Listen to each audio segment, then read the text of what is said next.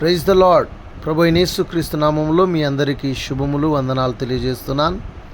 ఈ సమయమందు మత్తయి సువార్త 13వ అధ్యాయము 15వ వచనం నుండి, అనగా 13వ వచనం నుండి 15వ వచనం వరకు మనం చదువుకుందాం.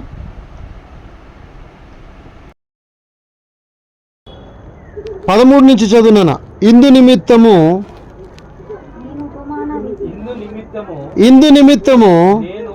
నేను ఉపమాన రీతిగా వారికి బోధించుచున్నాను. చూడండి, ఎవరిని అంటున్నాడు? అమ్మ, వింటున్నారా? ఈ ప్రజలు కన్నులారా చూచి, మా వాక్యం వినాలన్నా, ఈ ప్రజలు కన్నులారా చూచి, కమాన్ ఏంటంట? చెవులారా విని ఏం చేసి? హృదయంతో గ్రహించి మనస్సు త్రిప్పుకొని నా వలన స్వస్థత నా వలన స్వస్థత పొందకుండానట్లు వారి హృదయము క్రొవ్వినది, వారి చెవులు వినుటకు మందములైనవి, వారు తమ కన్నులు మూసుకొని ఉన్నారు. గనుక మీరు వినుమట్టుకు విందురు గాని గ్రహింపనే గ్రహింపరు, చూచుట మట్టుకు చూతురు గాని ఎంత మాత్రమును తెలుసుకొనరు. చూడండి, ఈ వాక్యాన్ని మనందరం కూడా శ్రద్ధగా గమనించాలని ప్రభు పేరిట మనవి చేస్తున్నాను. ఈ ప్రజలు, ఏ ప్రజలు? యేసు క్రీస్తు ప్రభు ఎవరికైతే బోధిస్తున్నాడో ఆ యేసు ప్రభు ముందున్న ప్రజలు, ఈరోజు మనము. ఓకే, ఈ ప్రజలు ఎలా ఉన్నారు అంటే, ఎలా ఉంది ఇక్కడ పరిస్థితి అంటే, కన్నులారా చూచి, రెండవది చెవులారా విని, మూడవది హృదయంతో గ్రహించి, నాలుగవది మనస్సు త్రిప్పుకొని. అమ్మ, మీరు వినట్లే, శ్రద్ధ అటు ఇటు వెళ్ళిపోతుంది. నానా, పిల్లలు వాళ్ళు తింటారు, మీరు త్వరగా వచ్చేసి కూర్చోవాలా. చూడండి, ఇక్కడ దేవుని యొక్క వాక్యంలో ఈ పని ఎవరిదో మీరు చెప్పాలి. యేసు క్రీస్తు ప్రభువు ఈ లోకానికి స్వస్థత ఇవ్వడానికి వచ్చాడు. చెప్పండి అందరూ. రక్షించడానికి వచ్చాడు. చెప్పండి అందరూ. బీదల్ని కటాక్షించడానికి వచ్చాడు. చెప్పండి అందరూ. బీదవారిని గొప్పవారిగా చేయటకు వచ్చాడు. చెప్పండి అందరూ. అంతేనే కాదా? తోకగా ఉన్న వారిని తలగా పెట్టడానికి వచ్చాడు. క్రిందున్న వారిని పైవారిగా చేయడానికి వచ్చాడు. చెప్పండి అందరూ. చెప్పండి నాన్న, నోరు తెరిచి చెప్పాలి అందరు. రోగులను స్వస్థపరచడానికి వచ్చాడు. పాపులను రక్షించడానికి వచ్చాడు. వైద్యుడు ఎవరికి అక్కరా? రోగులకే అక్కర. పాపికి రక్షకుడు అక్కర. ఓకే, అయితే ఈ లోకంలో ఖచ్చితముగా ఆయన పాపి అయిన మానవుని కొరకు వచ్చాడు, రోగి అయిన మానవుని కొరకు వచ్చాడు, పేదరికంలో ఉన్న మానవుని కోసం వచ్చాడు. దేవుని యొక్క వాక్యంలో స్పష్టమైనటువంటి ఒక మాట ఉంటుంది. ఆయన,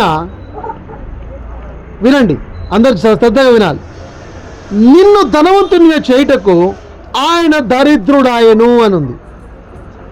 సింపుల్ వర్డ్. అందరూ ఒకసారి నా వైపు చూడండి.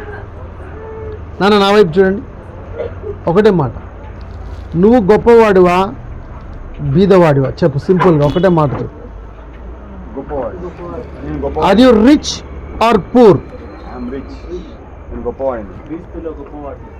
చూడండి, ఈ లోకంలో ఆస్తిని చూసుకొని, అంతస్తుని చూసుకొని, గుర్రములను చూసుకొని, రౌతులను పట్టుకొని, లేకుంటే అన్నిటిని పట్టుకొని ఒకడు అతిశయిస్తూ ఉంటాడు, నేను ఉన్నవాడిని చెప్పుకుంటాడు. కాదు, ఇక్కడ నన్ను ధనవంతుని చేయటకు క్రీస్తు మరణించాడు చాలు.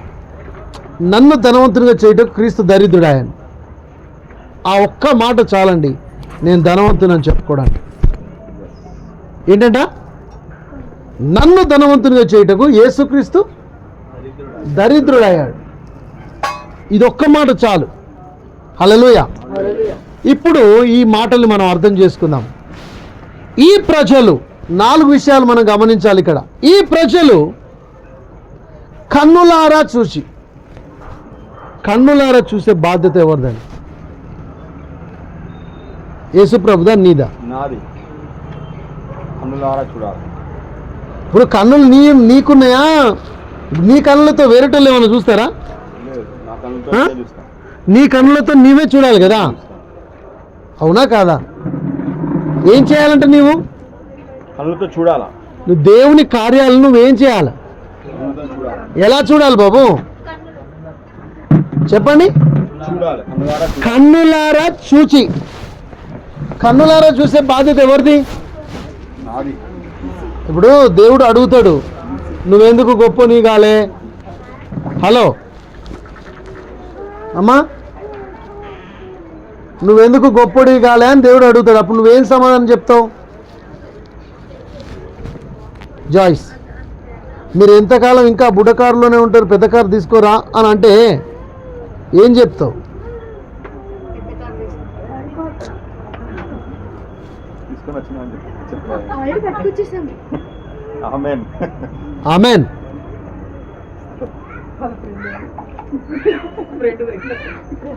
వినండి, ఇప్పుడు ఎంతకాలం నువ్వు రోగంతో ఉంటావు, స్వస్థత పొందవా? ఎంతకాలం పేదవాడిగా ఉంటావు, బాగుపడవా? ఎంతకాలము పాపిగా ఉంటావు, పరిశుద్ధంలోనికి రావా? దీనికి దేవుడు అడిగేది ఏంటంటే, నీవు చేయాల్సిందంటే కన్నులారా చూడాలి. ఏం చేయాలి? నువ్వు కళ్ళు తెరుచుకొని చూస్తే అర్థమవుతుంది. కళ్ళు తెరిచి చూస్తే నీకు అర్థమవుతుంది. నీ కళ్ళు తెరవబడాలి. చాలామందికి చూసిన మట్టుకు చూస్తున్నారంట కానీ చూడరు.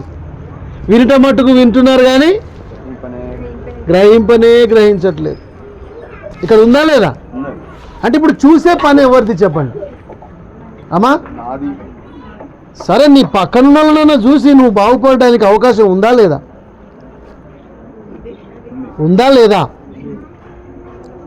నీ తోటి సహోదరుని చూసి అరే వీళ్ళందరూ పై స్టెప్ ఎక్కుతున్నారు, నేను కూడా ఒక స్టెప్ వేయాలా లేదా? ఇప్పుడు అక్కడ ఒక రోగి ఉన్నాడు,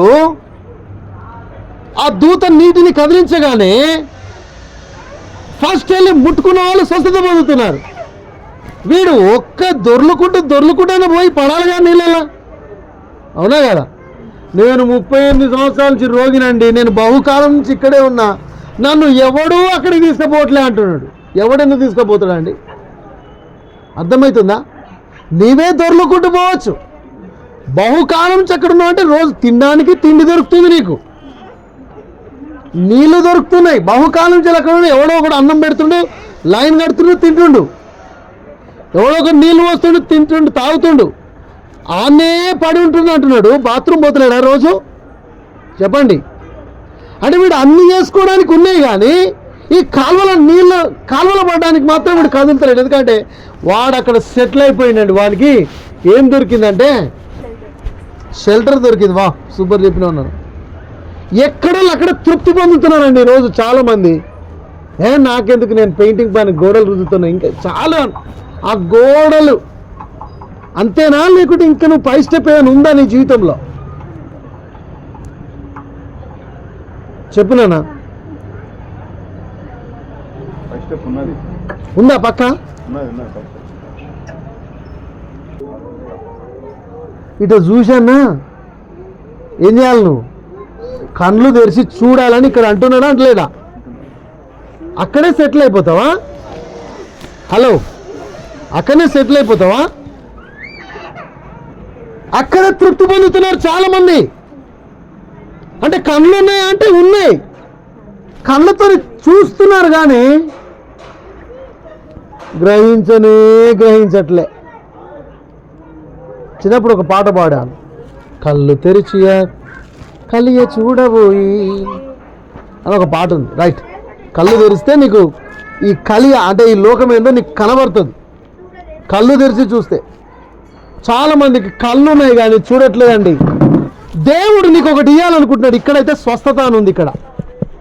ఇక్కడ స్వస్థత ఉంది. ఆ స్వస్థత ప్లేస్లో ఏదన్నా పెట్టుకోండి. మీరు ఆరోగ్యం పెట్టుకుంటావా, ఐశ్వర్యం పెట్టుకుంటావా, ఘనత పెట్టుకుంటావా, గొప్ప పేరు పెట్టుకుంటావా, బిజినెస్ పెట్టుకుంటావా, లేకుంటే నీ జీవితం బాగుపడడం పెట్టుకుంటావా, నీవు ఒక చర్చ్ పెట్టుకుంటావా, లేకుంటే నీవు ఒక సేవ పెట్టుకుంటావా, ఏదైనా పెట్టుకో నువ్వు. అది ఎవరు పొందుకుంటారంటే కన్నులారా చూసే బాధ్యత నీదే. కన్నులారా చూసే బాధ్యత ఎవరిది నాదే. చెప్పండి. కన్నులు ఎవరి? నాకన్నా రెండవది చెవులారా వినాల్సిన బాధ్యత ఎవరిది? నాదే. నీదే. తర్వాత హృదయంతో హృదయంతో గ్రహించే బాధ్యత ఎవరిది? నాది. చెప్పండి. నాది. హృదయంలో గ్రహించాలి. చాలా మంది అర్థమైనట్టే కలుపుతాడు ఆహా అన్నట్టు చెప్తాడు. తర్వాత ఏమర్థం కాదు వాళ్ళకి. అమ్మ అర్థమవుతుందా కావట్లేదా? చాలామంది ఈరోజు మోసం చేస్తున్నారండి. ఎవరిని మోసం చేస్తారు తెలుసా? ఈ చెప్పే పాస్టర్ని మోసం చేస్తారు. అర్థమవుతుంది అన్నట్టే. ఇంకొకడైతే ఎస్ ఎస్ అంటాడు, ఇంకొకడు ఆమె అంటాడు. హృదయముతో గ్రహించుదురుగాక. చెప్పండి గట్టిగా, హృదయముతో గ్రహించుదురుగాక. ఏమామె చెప్పండి. హృదయంతో గ్రహించాలి. నువ్వు గ్రహించాలా? నువ్వు గ్రహించడం ముఖ్యం. నువ్వు గ్రహించడం కదా. ఏ ఉట్టినే గాక అన్నాడు ఆమె అనేస్తే కాదు. నువ్వు గ్రహించు ఫస్ట్. అర్థమవుతుందా? అన్నిటికీ తలకాయ ఊపుతారు కదా. మళ్ళీ ఎక్కడి గొంగడి అక్కడనే ఎట్లా? అర్థమవుతుందా కావట్లేదా? హృదయంతో గ్రహించాలి. నువ్వు ఏదో అనడం కాదు. నువ్వు హృదయంతో గ్రహించాలి. ఆ తర్వాత మనస్సు తిప్పుకోవాలి. మనసు తిప్పుకోవడం ఇంకా వేరే వాళ్ళు తిప్పుతారా? నీ చెవులు విండే వాళ్ళని తిప్పుతారా? నువ్వే నీ మనసు తిప్పుకోవాలా? చెప్పండి. నీ చెవులు విండి చేతిలో పెట్టి ఎవడని తిప్పుతాడా, లేకుంటే నువ్వే తిరగాల? చెప్పునేనా? నీకు అటు పోగుద్ది అవుతుంది సాయంత్రం కాగానే. ఆ చెవులు విండి చేతిలో పెట్టి ఎవడు తిప్పాలి నిన్ను? నువ్వే నీ మనసు తిప్పుకోవాలి. ఎంతకాలమైంది నా ప్రేమను పొందుకొని, నా రక్తంతో నువ్వు కడగబడి, నన్ను అంగీకరించి, నా సన్నిధిలో బాప్తిజం పొంది, నా మాటలు వింటూ ఎంతకాలమైంది? వయసు పెరుగుతుందా తగ్గుతుందా? బలం తగ్గిపోతుందా పెరుగుతుందా? నీకు ఇంకా రోజు రోజుకు వయసు వస్తుందా వయసు తగ్గిపోతుందా? చెప్పండి కదా. వయస్సు ఏమో పెరుగుతుంది, ఆయుష్ ఏమో తరుగుతుంది. ఇంకా కళ్ళు తెరవకుండా, ఇంకా గ్రహించకుండా, ఇంకా మనసు తిప్పుకోకుండా చచ్చి ఏం సాధిస్తావు? అక్కడి పోయినాక కూడా ఏం బ్రతుకు? అక్కడికి పోయి నిలబడి ఏం చేసినావు బిడ్డ అంటే ఏం లేదయ్యా, ఉన్నత కాలం ఎంజాయ్ చేసిన అయిపోయింది అని ఆడ చేతులు పెట్టుకొని ఉంటావా? చెప్పండి. ఈరోజు సూటిగా దేవాతి దేవుడు మీతోనే మాట్లాడుతున్నాడు. ఈరోజు సూటిగా దేవుడు నీతోనే మాట్లాడుతున్నాడు. ఈ రాత్రి నీ మనసుని నువ్వు తిప్పుకోవాలి. ఈ రాత్రి నీ హృదయంతో నువ్వు గ్రహించాలి.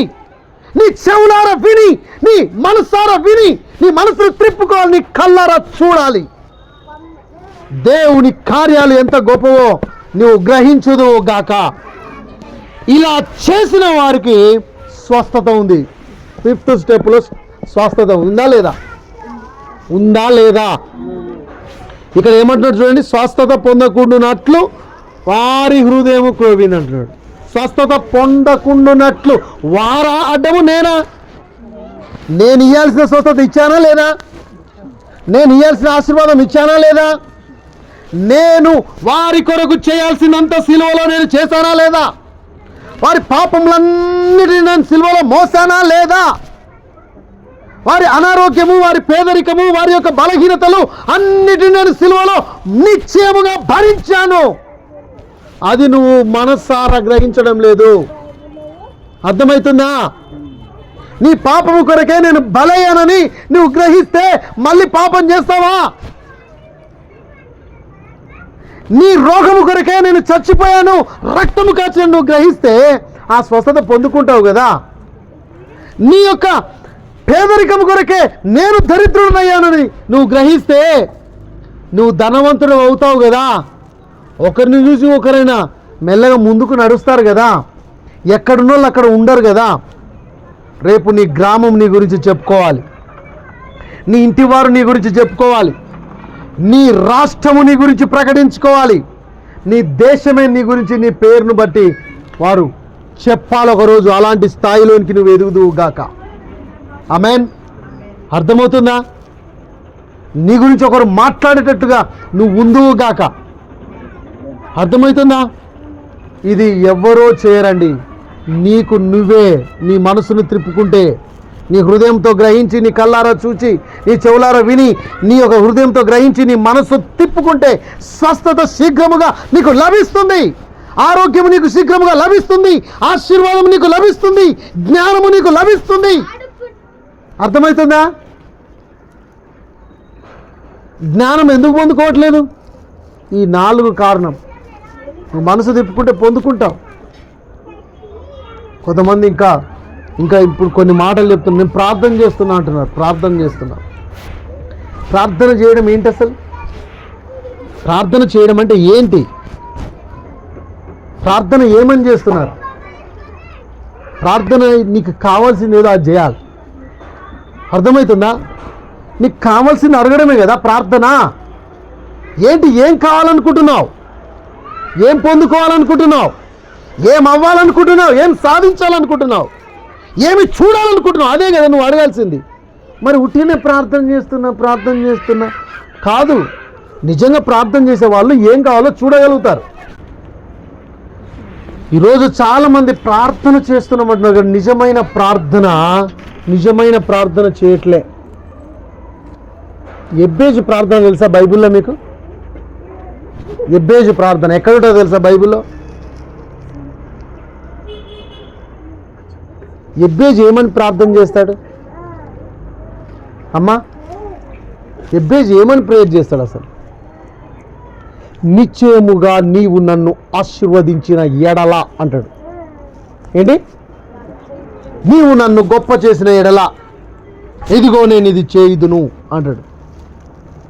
దేవా నీవు నన్ను ఆశీర్వదిస్తే ఇదిగో నేను ఇంతమందికి ఫీజులు కడతానయ్యా అని అడుగుతాడు. అంతే.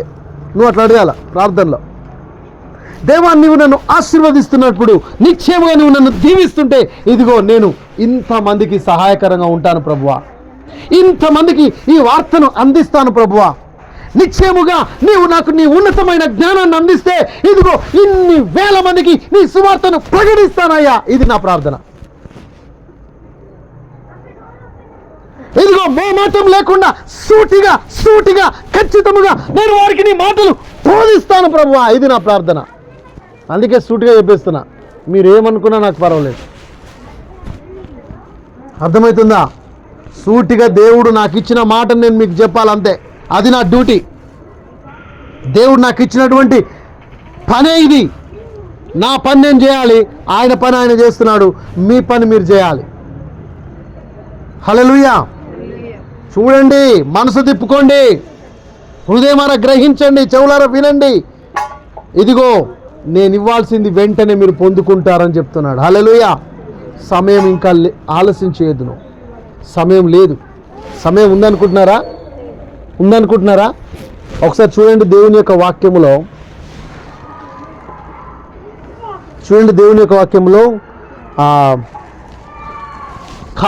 కాలేబు గురించి నెంబర్స్ సంఖ్యాకాండం తీయండి అందరు. 20వ అధ్యాయం 14వ అధ్యాయం 20వ వచనం.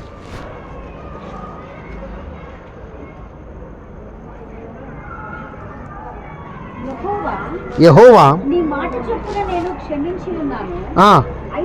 అయితే నా జీవము తోడు భూమి అంతయు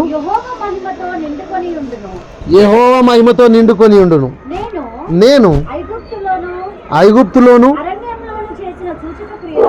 అరణ్యములోను ఐగుప్తులోను చేసిన సూచక క్రియలను నా మహిమను అమ్మ వినండి, చాలా జాగ్రత్తగా వినండి నాన్న.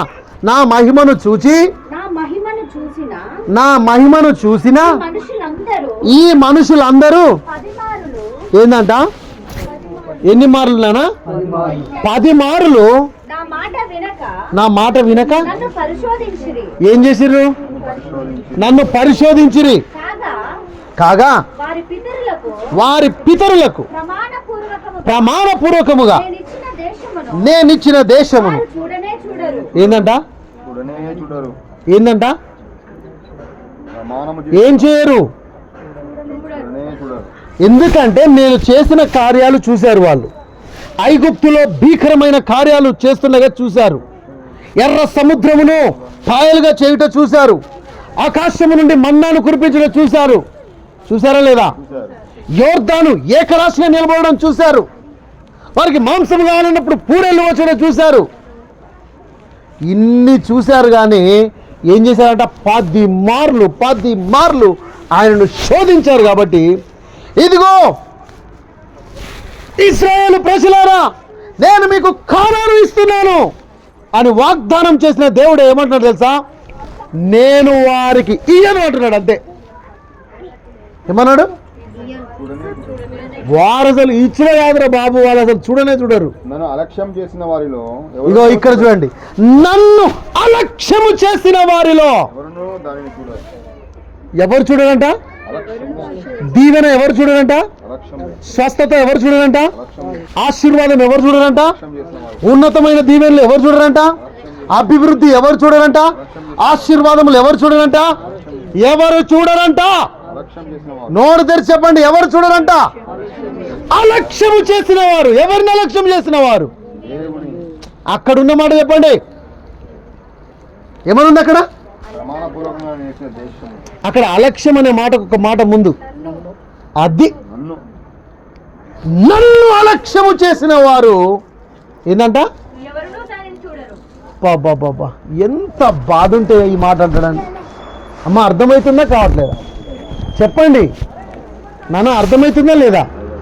నన్ను అలక్ష్యము చేసిన వారు ఎవడు కూడా చూడడని చెప్తున్నాడు. నెక్స్ట్, నా సేవకుడైన కాలేబు మంచి మనసు కలిగి పూర్ణ మనసుతో నన్ను అనుసరించిన హేతువు చేత అతడు పోయిన దేశంలో అతనిని ప్రవేశపెట్టదను. అబ్బాబాబాబా, ఎవరిని ప్రవేశపెడతా అంటున్నాడు? కాలేబును. ఎవరిని ప్రవేశపెడతా అంటున్నాడు? నా సేవకుడైన కాలేబు. ఏమైనా సేవ చేసినట్టుందా హిస్టరీలో కాలేబు గురించి?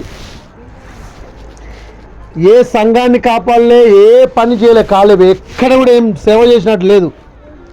కానీ కాలేబును దేవుడు ఏమంటున్నాడు? నా సేవకుడు అంటున్నాడు. ఎందుకంటే అతనికి మంచి మనసు ఉంది. అంతే.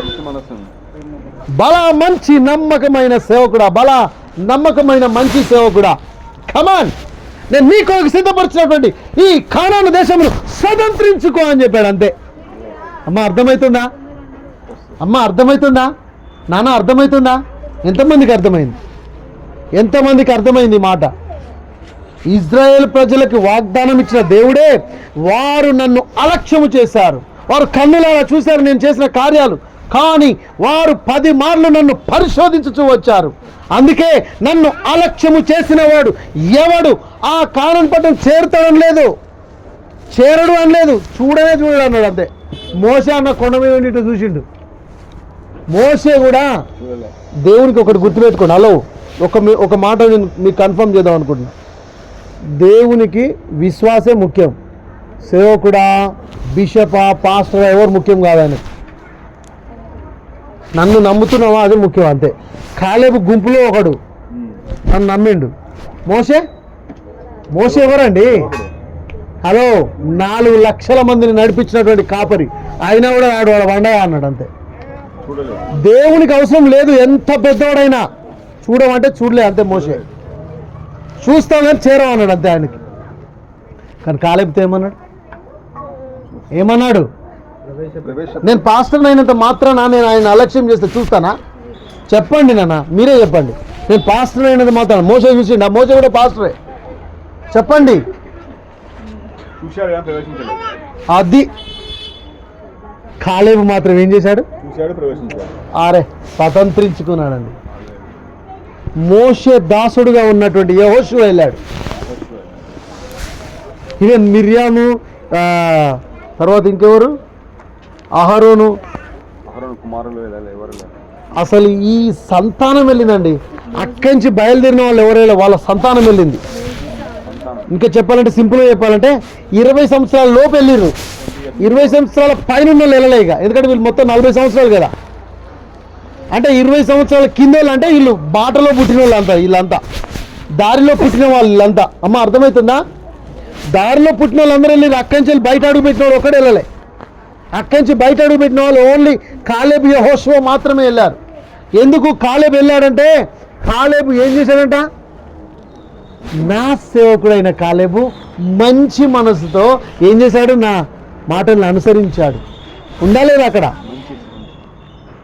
ఈరోజు చాలా మంది ఏంటంట, పూర్ణ మనసుతో చదువునన్న. వెరీ గుడ్, వాక్యాన్ని కోట్ చేయాలి అలా. పూర్ణ మనసుతో ఏం చేశాడు, నన్ను అనుసరించాడు. హల్లెలూయా, చెప్పండి గట్టిగా, హల్లెలూయా, హల్లెలూయా. ఇట్లా ఉన్నాడు కాబట్టి ఒకరోజు పరీక్ష వచ్చింది ఆయనకి. ఏమొచ్చింది, మీరు 10 మంది వెళ్ళి 12 మంది వెళ్ళి ఆ దేశంలో చూసినప్పుడు అంటే పోయి చూసి వచ్చారు. కాలేబు యెహోషువ మాత్రమేమో ఏం చెప్తున్నారు, మనం వాళ్ళని జయిస్తామన్నారు. ఏంటి, మనం వాళ్ళని జయిస్తామన్నారు. కాలేబు యెహోషువ మాత్రమే జయిస్తామన్నారు. అమ్మ ఏమన్నారు, కాలేబు యెహోషువ ఆ ప్రజలు మన ముందు ఎంత, ఆ ప్రజల్ని మనం ఈజీగా జయిస్తాము. రెండవది, అక్కడ దేవుడు చెప్పినట్టుగా పాలు తేనెలు ప్రవహించు దేశమే అది, ఆ ప్రజల్ని మనము చిత్తుగా ఓడించవచ్చు అన్నారు. కానీ మిగతా 10 మంది ఏమన్నారు, జయించలేమన్నారు. ఏమన్నారు, వాళ్ళ దృష్టికి మనం మిడతల వాళ్ళే ఉన్నామన్నారు. ఎట్లున్నామన్నారు వాళ్ళు, ఎట్లున్నారంటే వీళ్ళు చెప్పండి 13:33 ఉంటుంది చూడండి కావాలంటే. నెంబర్స్ సంఖ్య 13:33 ఏమనుంది నేను అక్కడ,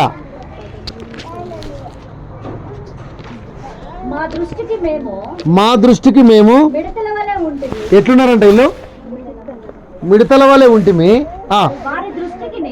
వారి దృష్టికి ఎట్లా అన్నారు వీళ్ళు, నానా ఎట్లా అన్నారు, మా దృష్టికి మేము మిడతలము, వాళ్ళ దృష్టి కూడా ఎట్లున్నాం, వాళ్ళ దృష్టి కూడా మిడతలు ఉన్నామని ఎవరు చెప్పారు వీళ్ళకి. నువ్వు ఎట్లా అనుకుంటే అట్లా అవుతుంది నాయన. అందుకే ఒక గొప్ప వ్యక్తి జోసెఫ్ మెర్ఫీ, చెప్పండి అందరూ. నేను ఆయన రాసిన పుస్తకం మీకు ఇస్తా ఒకరోజు. ఈ జోసెఫ్ మెర్ఫీ అనేటువంటి ఒక వ్యక్తి ఏం చెప్పాడంటే, మీరు పడుకోండి అయినా పడుకొని ఐశ్వర్యవంతులు కానీ అన్నాడు. హలో, ఏమన్నాడు, నిద్రపోయి ఐశ్వర్యవంతులు కానీ అన్నాడు. ఇది ప్రపంచానికే సవాలు. ఎవడన్నా పొద్దున్న లేచి పని చేయరా, కష్టపడరా, గొప్పలు అవుతారా అంటారు. కానీ ఈయన ఒక్కడే ఇలా చెప్పిండు, నిద్రపోయి గొప్పవాళ్ళు కానీ అన్నాడు. స్లీప్ అండ్ రిచ్ అన్నాడు, sleep and become a rich అన్నాడు. హలో నాన్న, వింటున్నారా? అసలు ఈ మాట మీరు యాక్సెప్ట్ చేస్తారా? నేను యాక్సెప్ట్ చేసిన. ఆయన వాక్యంతో చెప్పిండు. ఎట్లా చెప్పిండు తెలుసా, మీరు పడుకునేటప్పుడు మీరేమనుకోండి అంటే, నేను గొప్పవాడిని అవుతున్నాను, నేను ఉన్నతమైన సంపదను సంపాదిస్తున్నాను, నేను లాభములే పొందుతున్నాను, నా చేతి నిండా డబ్బు సంపాదిస్తున్నాను, నేను ఆరోగ్యవంతునిగానే ఉంటాను, నాకు అనారోగ్యము రాదు, నేను వేసే ప్రతి అడుగు సక్సెసే అని అనుకుంటూ పడుకోండి అన్నాడు ఆయన. అర్థమైందా కాలేదా? నువ్వు అనుకున్నదే అవుతుంది ఈడ. హలో, నీ నోటిలో ఏం పెట్టాడు దేవుడు? లాస్ట్ వీక్ వాక్యం ఏంటి? జీవ వృక్షం పెట్టిండు. మర్చిపోయారా? సాత్వికమైన నాలుక, జీవ వృక్షము, కుటిలమైన నాలుక. అరే పోయిన వారం చెప్పింది మర్చిపోయారా? కాదా? అరే సండే చెప్పిన కానీ ఇది చెప్పండి అందరూ. సామెతల గ్రంథము 15వ అధ్యాయం 4వ వచనం. సండే మీరు రాలే, రండి నాయనా. ఉదయం 8 నుంచి 10 గంటల వరకే మన చర్చి. ఎన్ని గంటల వరకు? 8 నుంచి 10 గుర్తుపెట్టుకొని రండి. ఇన్ని రోజులు ప్లేస్ లేదంటుండే, ఇప్పుడు ప్లేస్ ఫుల్ ఉంది. పెద్ద చర్చిలో మనకు ఛాన్స్ దొరికింది. రండి 8 నుంచి 10. ఓకేనా? మమ్మీ మీరు రండి, మీరు రండి నాన్న, రండి మమ్మీ, రండి నాన్న. 8 నుంచి 10 మీకు రోజులో చాలా సమయం మిగులుతుంది. మళ్ళీ మీరు ఇంటికి వచ్చినాక ఇంకా ఏమేమి పనులు చేసుకోవాలి, ఎక్కడ పార్కుకు పోదాం, ఎక్కడ పోదాం అని కూడా ప్లాన్ చేసుకోవచ్చు మీరు. చర్చి తొందరగా అయిపోతే. అవునా కాదా? ఈరోజు డిష్ ఎక్కడ తిందాం, ఈరోజు ట్యాంక్ బండ్ పోయి తిందామా, హైటెక్ సిటీ పోయి మండిలో తిందామా, అట్లా కూడా ఆలోచించుకోవచ్చు మీరు.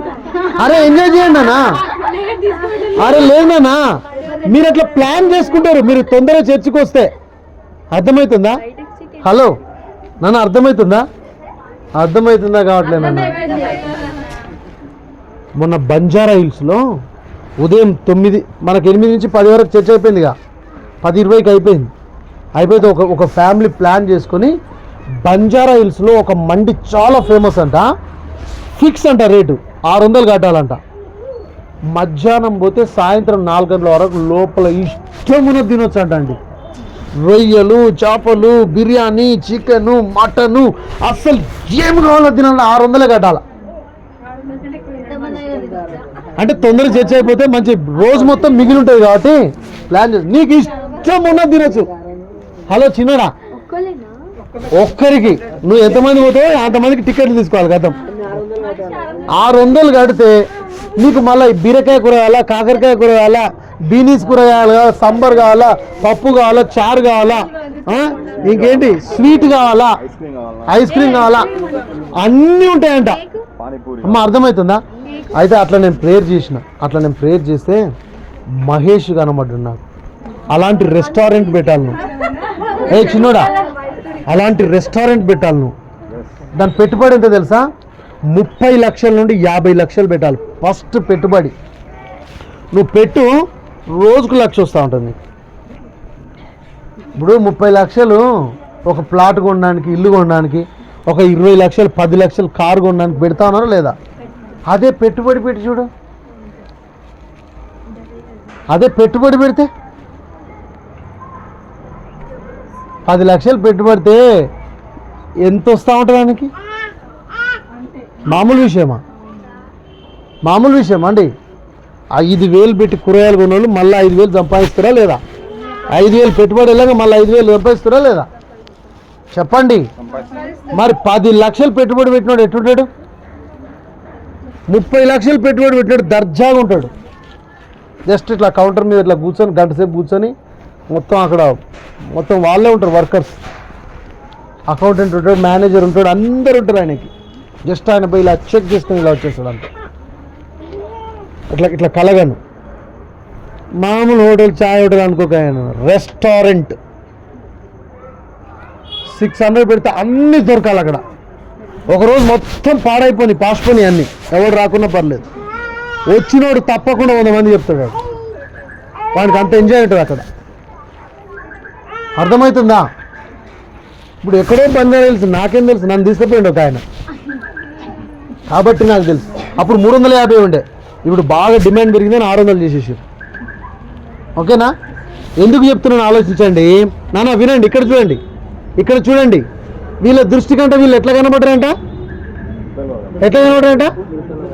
మిడతల వాళ్ళే కనబడ్డారు. అందుకే ఈయన అన్నాడు, నువ్వు పండుకుంటప్పుడు అనుకుంటే అదే అవుతావు అని. ఈ జోసెఫ్ మెర్ఫీ అంటే ఆయన చెప్పిన మాట ఏంటంటే, నిద్రపోయేటప్పుడు అనుకోండి అంటే ఏంది? వాక్యాన్ని బట్టి దేవుని సన్నిధిలో నేను ఇలా అవుతాను, ఇది చేస్తాను, ఇలా పొందుకుంటాను అని అనుకోండి అని అన్నాడు. నా జీవితం ఆశ్చర్యకరంగా మారుతుంది, నేను అనేక ఆత్మలకు రక్షణకరంగా ఉంటాను, రక్షణ కారకుడిగా ఉంటాను, అనేక జీవితాల్లో వెలుగుకరంగా ఉంటాను, నేను పొందుకున్న విడుదలే నేను చేసే సేవ అనుకోండి. గుర్తుపెట్టుకోండి నాన్న, మీరు అందరూ గుర్తుపెట్టుకోండి. మీరు ఎక్కడ ఉంటే అక్కడ యేసు ప్రభు సువార్త ప్రకటిస్తారు. మీరు చెప్పండి, ప్రకటిస్తారు కాదు, కనుపరుస్తారు. చెప్పండి అందరూ. నువ్వు ఎక్కడుంటే అక్కడ దేవుణ్ణి కనుపరుస్తావు. నువ్వు గొప్పవాడు అవడానికి నువ్వేదో తిని తాగి సంతోషించడానికి కాదు, సుఖించడానికి కాదు. నీవు ఎక్కడ నిలబడితే అక్కడ దేవుడు కనబడతా ఉంటాడు. అందుకు నిన్ను గొప్పవాడిగా చేస్తున్నాడు ఆయన. ఆమేన్. చూడండి, ఇక్కడ దేవుని యొక్క వాక్యములో మీరు గమనించాలి, మీకు మీరే అడ్డుగా ఉన్నారు. ఈరోజు ఆ అడ్డు మీరే తొలగించుకోవాలి. ఈరోజు రాత్రి దేవుడు అదే మాట్లాడుతున్నాడు. మీకు మీరే అడ్డు తొలగించుకోవాలి. గలతీ 6:6 తీయండి ఒక్కసారి త్వరగా. ఇంకొక మాట చెప్పి నేను ముగిస్తాను. గలతీ 6:6 వాక్యోపదేశము పొందువాడు ఏం చేయాలంట? ఉపదేశించువానికి మంచి పదార్థములన్నిటిలో భాగమియ్యవలెను. ఇదేంద్రా బాబు, ఈ వాక్యం ఏంది?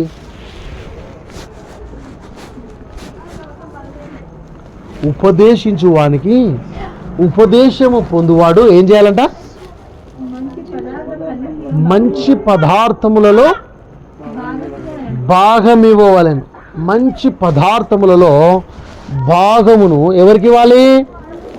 ఉపదేశము పొందిన వానికి ఇవ్వాలి. ఇప్పుడు నీకు ఉపదేశం ఇస్తున్నవాడు దేవుడు, అవునా కదా? దేవునికి నీవు నీ మంచి ధననిధిలో మంచి భాగాన్ని నువ్వు ఇచ్చేవాడుగా ఉండాలి. ఆమెన్, ఆమెన్, హల్లెలూయా. దేవుని యొక్క వాక్యంలో ఒక్క మాట చెప్పి నేను ముగిస్తాను. మత్తయి సువార్తలో ఉంటుంది ఆ మాట. ఏమనుంటుందంటే, నీవు కళ్ళు విప్పి చూడాలని చెప్తాడు దేవుడు. నీ కళ్ళు తెరిచి చూడాలంటాడు. యోహాను సువార్త 4:35 చూడండి. యోహాను సువార్త 4:35.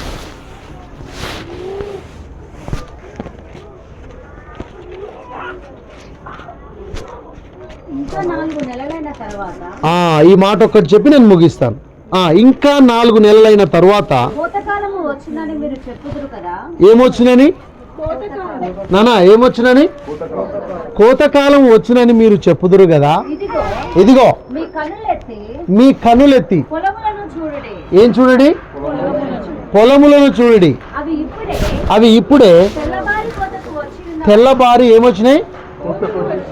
కోతకు వచ్చి ఉన్నవని. ఎవరు చెప్తున్నారు ఈ మాట? యేసు ప్రభు చెప్తున్నాడు. నాన్న వినండి, ఏం చూడాలి మీరు? అటు ఇటు పోయి మళ్ళా కళ్ళ దగ్గరికే వస్తుంది. మీ కన్నులు ఎత్తి చూడమంటున్నాడు. ఇప్పుడు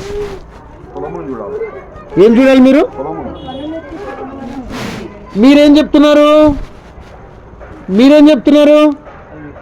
ఇంకా 4 నెలలు ఉందంటున్నారు మీరు. అమ్మా ఇంకా టైం ఉందన్నా. నేను అదే అనుకుంటున్నా, ఇంకా టైం ఉందన్నా నువ్వు అంటున్నావు. కానీ దేవుడు ఏమంటాడు? ఒకసారి కళ్ళు పైకెత్తమ్మా, పైకెత్తి ఒకసారి చూడు, అప్పుడు అర్థమవుతుంది నీకు అంటుండు. అని అర్థమవుతుందా? చెప్పు గట్టిగా. నువ్వేం చూస్తున్నావు అంటే నీ కుటుంబాన్ని చూస్తున్నావు అంతే. నీ కుటుంబం, నీ దోస్తులు, నీ ఫ్రెండ్స్, నా సర్కిల్లో ఎవడన్నా నాకంటే ఎవడన్నా పైకి పోయిండా, ఇదే చూస్తున్నావు ఎంతసేపు ఇదే. కానీ ఒక్కసారి కన్నులు ఎత్తి ఇంకా కొంచెం గిట్ల ఎక్కి చూస్తే, ఇప్పుడు నాకు ఆ ఇల్లు దగ్గర కనబడుతుంది. ఇప్పుడు ఎక్కితే ఇక్కడున్న బండి కూడా కనిపిస్తుంది. అక్కడ ఒక బైక్ ఉంది, నాకు కనిపించలే ఎంతసేపు. అక్కడ ఒక కారు ఉంది, నాకు కనిపించలే. కింద ఉంటే కనిపిస్తుందా అండి? ఇక్కడ ఉంటే కనిపిస్తుందా నాకు? నానా ఇక్కడ ఉంటే కనిపిస్తుందా? కొంచెం గిట్లుంటే చూస్తే నాకు బైక్ కనిపిస్తుంది. ఇట్లుంటే అక్కడ ఒక కారు ఉంది, ఆ కారు నాకు కనిపిస్తలేదు. ఇప్పుడు నేను కొంచెం పైకి ఎక్కి చూస్తే ఇప్పుడు ఏం కనిపిస్తుంది? నన్ను చూడండి అందరు, నన్ను చూడండి, మీరు చూడట్లే. ఇప్పుడు ఇట్లా కన్నులెత్తి చూస్తే నాకేం కనిపిస్తుంది? అక్కడ కారు కనిపిస్తుంది. మీకేం కనిపిస్తుంది అంటే ఎంతసేపు మీ బిల్డింగ్ మీదనే కనిపిస్తుంది మీకు. ఇదే సరౌండింగ్ కనిపిస్తుంది మీకు. అంటే ఎంతసేపు నా కుటుంబం, నేను, నా అవ్వ, నా అయ్య, నా భార్య, నా భర్త, నా పిల్లలు, ఎంతసేపు ఇదే లోకం ఉంటుంది మీకు. ఇదే లోకంలో ఉండడం కాదు. ఒక్కసారి కన్నులెత్తి చూస్తే ఏముందంట? పొలములను చూస్తే ఏమైందంట? తెల్లబడి. మీరు ఇంకా 4 నెలలు అనుకుంటారు కోతకు టైము. ఆల్రెడీ కోతకు టైం అయింది. మీరు 4 నెలలు ఉందనుకుంటున్నారు. లేదు, కోతకు టైం అయింది. కోతకు టైం అయిందంటే ఏం చేయాలన్నా? ఏం చేయాలి? కొయ్యాలి. ఇది కోసే టైం నాన్న. ఇది కోతకు సమయం, పనివారి తరుణం. ప్రార్థన చేయుదమా, పంటను చూసెదమా, పంటను కోయుదమా, పైరును చూసెదమా, పంటను కోయుదమా. ఇది కోతకు సమయం, పనివారి తరుణం, ప్రార్థన చేయుదమా. సంగమ మౌనము దాల్చకుమా. ఇంకొక మాట ఉంటుంది ఇదే పాటలో, యజమాని నిధులన్నీ నిలువాయనే. ఏమైనాయంట? యజమాని నిధులంట ఆడ నిలువైపోయినాయి. నువ్వు పోయి తీసుకోకంట, ఆడ నిలువ నిలువ నిలువ నిలువ, ఒకదాన్ని ఒకదాన్ని ఇంకా పెట్టి పేరుస్తా ఉన్నాడు ఆయన. నిలువైపోయినాయి అక్కడ. నువ్వు పొందుకోక, నువ్వు కళ్ళు తెరిస్తే, కన్నులెత్తి పైకి చూస్తే, ఆ కోతను చూస్తే నీవు ఆ ఆశీర్వాదాలు పొందుకుంటావు. నువ్వు ఆశీర్వాదం పొందుకోవడం ఎందుకో తెలుసా నేను చెప్పేది? నీవు సువార్తను కనపరచుటకు. చెప్పండి అందరూ, ఒకటే చెప్పండి, నేను సువార్తను కనపరచుటకు, నీ సృష్టికర్తను నువ్వు చూపించుటకు. హల్లెలూయా. ఈ కుటుంబము ఈ వాక్యాన్ని ఎలా తీసుకోవాలంటే, మీ సృష్టికర్తను మీరు ఏం చేయాలంటే ఈ లోకానికి చూపించాలి. నేను ఒకటే మాట చెప్తాను, your deliverance is your ministry. చెప్పండి అందరూ, your deliverance is your ministry. దేవుడు నువ్వు కలిగి ఉన్నటువంటి ఒక బలహీనత నుంచి నిన్ను బయటికి తీసుకొని రాబోతున్నాడు. ఇలాంటి వ్యక్తులు ఎంతమంది ఉన్నారో అంతమందిని నువ్వు రక్షణలోకి నడిపించబోతున్నావు. అర్థమవుతుందా? నీలాంటి బ్యాక్గ్రౌండ్ ఉన్న వాళ్ళే నీ ముందుకు చాలామంది రాబోతున్నారు. మా అర్థమవుతుందా? అలాంటి వారిని నీవు రక్షణలోకి నడిపించబోతున్నావు. ఏది మరి నీకు పుల్పిట్? నీకు పుల్పిట్ ఏది మరి బోధించడానికి? అంటే నువ్వు ఎక్కడైతే వర్క్ చేస్తావో అక్కడే, అదే నీ పుల్పిట్. ఒకవేళ నీ పని బాసనలు పని అనుకో, అదే నీ పుల్పిట్. ఒకవేళ నీ ఊడ్చుడు పని అనుకో, అదే నీ పుల్పిట్. అర్థమవుతుందా? దాంట్లోంచే నువ్వు కనపరుస్తావు. అర్థమవుతుందా? ఒకవేళ నువ్వు ఫోటోగ్రాఫర్ అనుకో, వీడియోగ్రాఫర్ అనుకో, అదే నీ పుల్పిట్. ఆ నమ్మకమైన పని నుంచే నువ్వు యేసుక్రీస్తుని కనపరుస్తావు. ఒకవేళ నీ కళ్ళద్దాల పని అయితే అమ్మా, అదే నీ పుల్పిట్. ఒకవేళ నువ్వు ఒంటరివి అయితే అదే నీ పుల్పిట్. అక్కడి నుండే నువ్వు యేసు ప్రభువును కనుపరుస్తావు. బోధించడం కాదు, బోధిస్తావు కానీ కనుపరుస్తావు అంట. ఆమేన్. అర్థమవుతుందా చిన్న నాన్న? అర్థమవుతుందా? నువ్వు చేసే ప్రతి అడుగు, నువ్వు అడుగేసే ప్రతి అడుగులో నుంచి దేవుణ్ణి చూపించగలుగుతావు. నువ్వు నీ జీవితం నుండి యేసు ప్రభువును చూపించగలుగుతావు. ఆ విధంగా మనందరం కూడా స్వస్థత పొందుకొందుము గాక, ఆరోగ్యం పొందుకొందుము గాక, ఐశ్వర్యం పొందుకొందుము గాక, దేవుని యొక్క సన్నిధిలో ధనవంతులుగా ఉందుము గాక, దేవుని కృప వెంబడి కృపను పొందుకొందుము గాక, ఆయన కోతను కోయుదుము గాక, ఆయనను కనుపరచుదుము గాక. యేసు నామములో ఈ వాక్యము దీవించబడును గాక. ప్రార్థన చేసుకుందాం.